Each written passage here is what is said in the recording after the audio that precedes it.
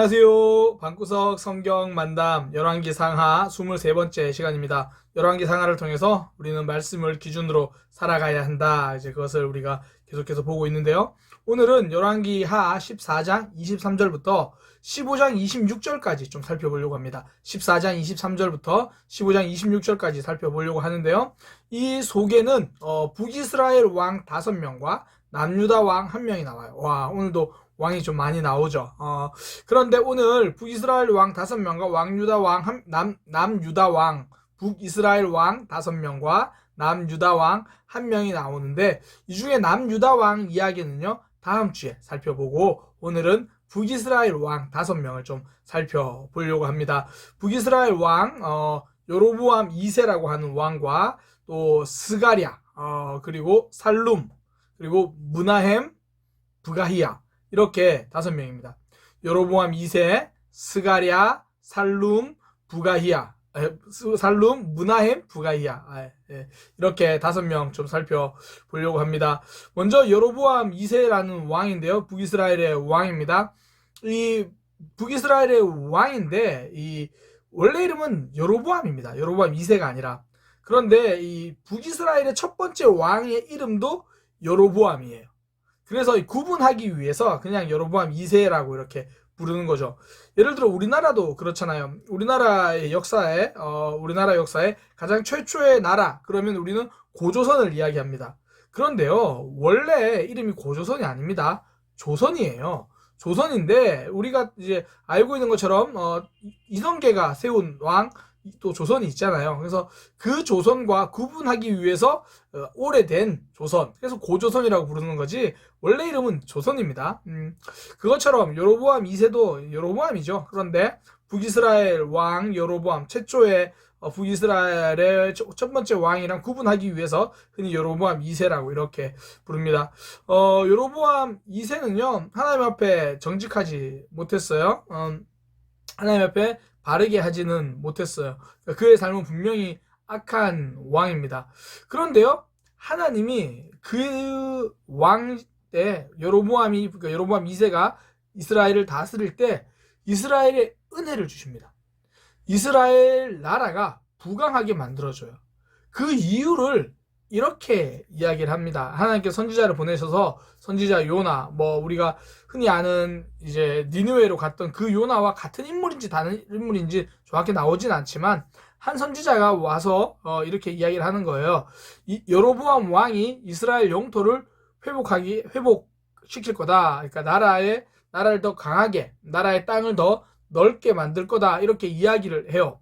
그런데 그렇게 땅이 넓어지는, 나라가 강해지는 이유를 뭐라고 이야기하냐면, 이스라엘 백성들이 고난이 너무 심해서 지금 어려움을 당하고 있기 때문이다, 그렇게 이야기를 합니다.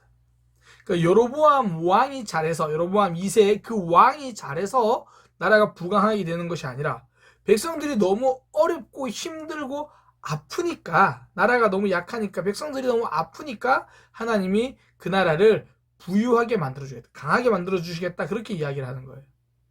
그러니까 이스라엘이 고난 받는 중에서 하나님 앞에 제대로 회개한 사람이 없습니다. 제대로 서는 사람이 없어요. 그러나 하나님은 그들에게 살 길을 열어주십니다. 이유는 딱 하나예요. 하나님의 안타까움입니다. 하나님의 긍휼입니다. 하나님의 사랑입니다. 믿음은 하나님의 사랑에 기대어서 살아가는 거죠. 하나님께 선물로 받은 것이 믿음이잖아요. 우리가 하나님 앞에 신실하고 잘하고 이렇게 해서 믿음이 세워지는 것이 아니라, 나는 부족하고 나는 연약하고 하나님 앞에 설 자격이 없지만 하나님 우리를 받아주시는 것, 이것이 믿음이죠.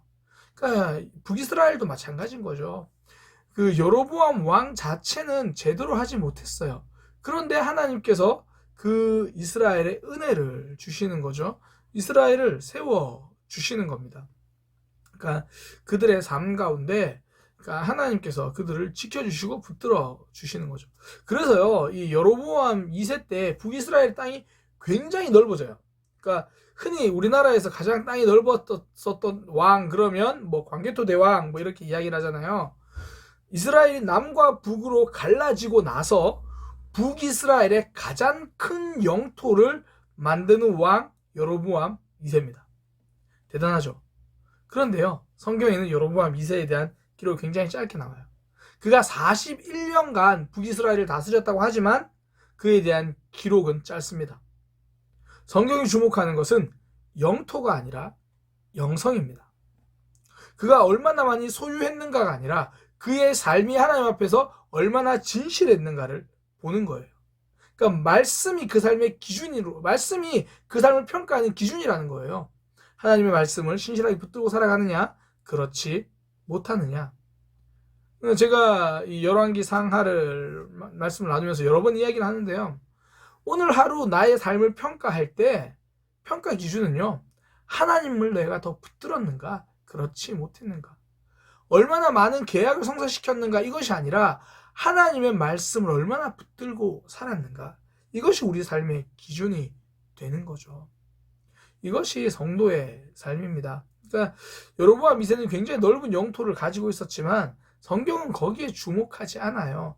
또 그가 많은 영토를 가지게 된 것도 하나님이 이스라엘 백성들을 긍휼히 여기셔서, 그러니까 여로보암 그 자신의 업적이 아니고 그 자신의 부유함이 아니라 이스라엘 백성들을 생각하셔서 그렇게 부유함을 주신 거죠.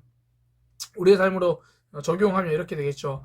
내가 가진 것들, 하나님께서 나에게 허락하신 것들, 내 것이 아니라 주변에 함께 나누어서 그렇게 우리가 가질 수 있는 그런 모습들. 그러니까 성도는 맡은 자잖아요.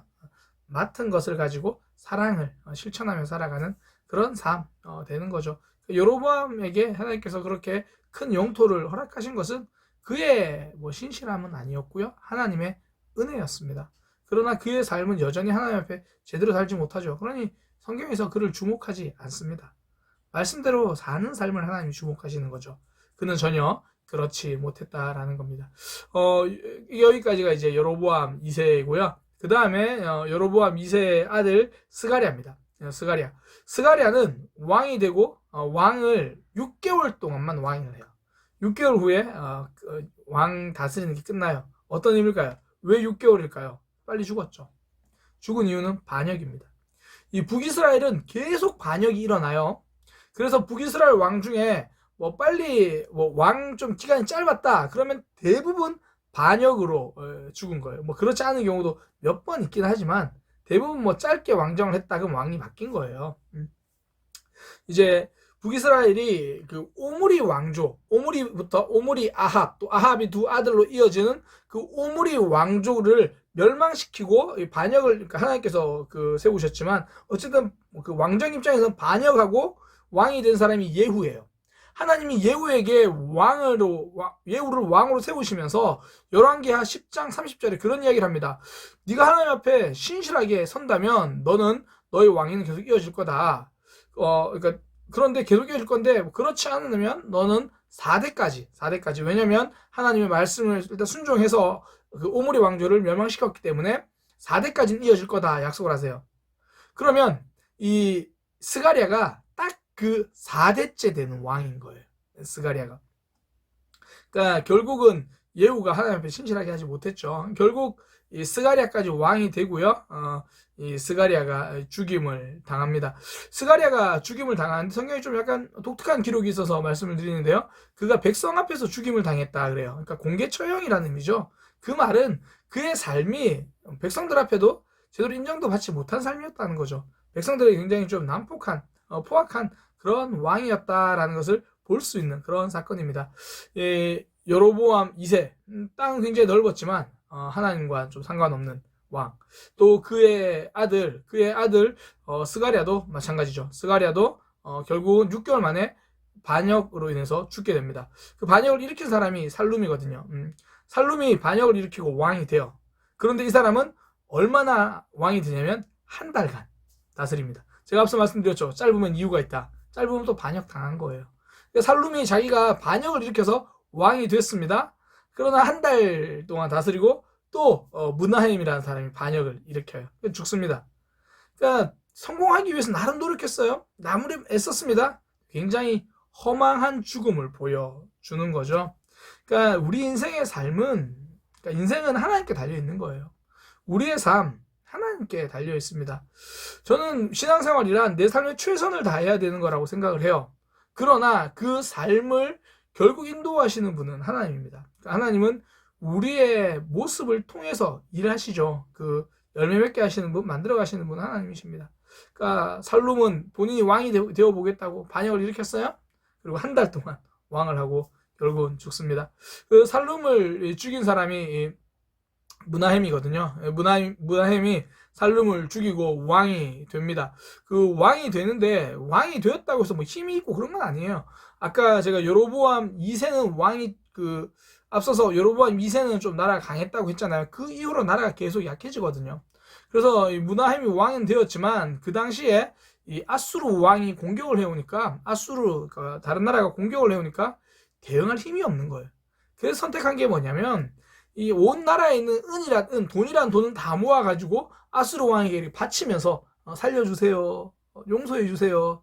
그래서 그 당시에 이제 아수르 왕, 성경이 불이라고 하는데 뭐 디글랏블레셋 3세입니다. 디글랏블레셋 3세라는 그 왕이 와서 그 북이스라엘을 공격하려고 하다가 이제 그 바치는 조공 돈을 받고 그냥 돌아가는 거죠. 뭐 사실 아수르 왕 입장에서는 나쁜 건 아니죠. 대부분 이 당시 점령하는 게 뭐 점령을 통해서 이익을 보려고 하는 거니까 굳이 뭐 싸우지도 않고 그렇게 은을 이제 받아가니까 그냥 가는 거죠. 그래서 은 1000달란트라 그래요. 뭐 굉장한 돈입니다. 1달란트라는 그 개념 자체가 엄청난 돈이죠.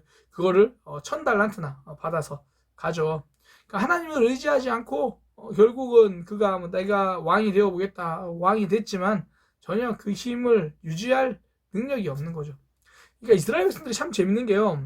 하나님께서 이스라엘 백성들 가나안 땅을 허락하셨잖아요. 가나안 땅에 들어가는 과정 기억하시나요? 여호수아가 여리고 성도 무너뜨리고 아이 성도 무너뜨리고 그 모든 게 하나님의 은혜로 승리했거든요. 그 땅에서 그 나라를 계속 이어가는 것도 하나님의 은혜예요. 그 하나님의 은혜를 떠나니까 다른 외부의 공격들을 막아낼 힘이 없는 거죠. 그걸 보여주는 겁니다. 그러니까 무나헴이 그렇고요. 이제 무나헴 이후에 부가히야가 왕이 됩니다. 부가히야가 얼마나 나라를 다스리냐면 2년간 다스려요. 무슨 의미인지 아시겠죠? 또 반역이 일어난 거예요. 이게 북이스라엘의 모습입니다. 뭐 성경에 보면 부가히야가 얼마나 무엇을 했느냐, 어떻게 다스렸냐 안 나와요.